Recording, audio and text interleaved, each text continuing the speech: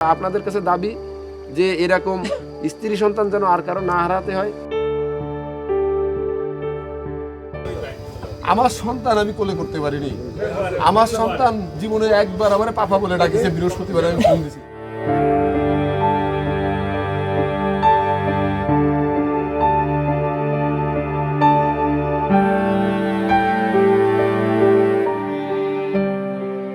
বাগেরহাটে স্ত্রী ও সন্তানের মৃত্যুর 5 দিন পর বাড়িতে ফিরেছেন নিষিদ্ধ সংগঠন ছাত্রলীগের সদর উপজেলা সভাপতি জুয়েল হাসান সাদ্দাম।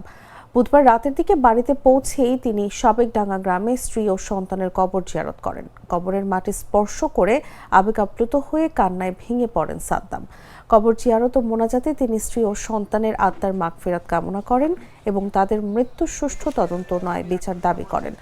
এ সময় সাদ্দামের পরিবারের সদস্য, শ্বশুরবাড়ির স্বজন এবং স্থানীয়রা উপস্থিত ছিলেন। পরে সাংবাদিকদের সঙ্গে আলাপকালে সাদ্দাম দাবি করেন, কারাবন্দী অবস্থায় স্ত্রী মানসিকভাবে ভেঙে পড়েছিলেন এবং তিনি মনে করেন এই মৃত্যু পরিকল্পিত হতে পারে।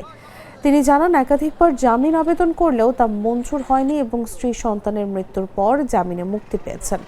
সাদ্দাম নিজেকে নির্দোষ দাবি করে বলেন, সন্তানকে কোলে নেওয়ার সুযোগ না পাওয়ার বেদনা তাকে আজীবন তাড়িয়ে বেড়াবে। তিনি ঘটনার নিরপেক্ষ ও সুষ্ঠু তদন্তের আহ্বান জানান।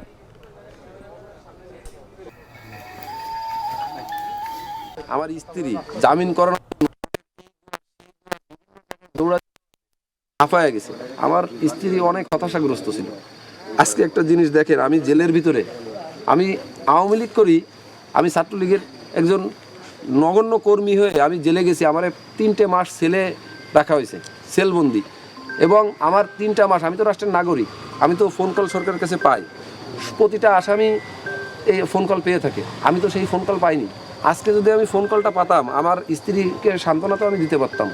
এবং আজকে আমি কেন এটা হবো, আমার এলাকাবাসী বলে যে সাদ্দাম কেন এতদিন জেলে থাকবে। তা আপনাদের কাছে দাবি যে এরকম স্ত্রী সন্তান যেন আর কারো না হারাতে হয়।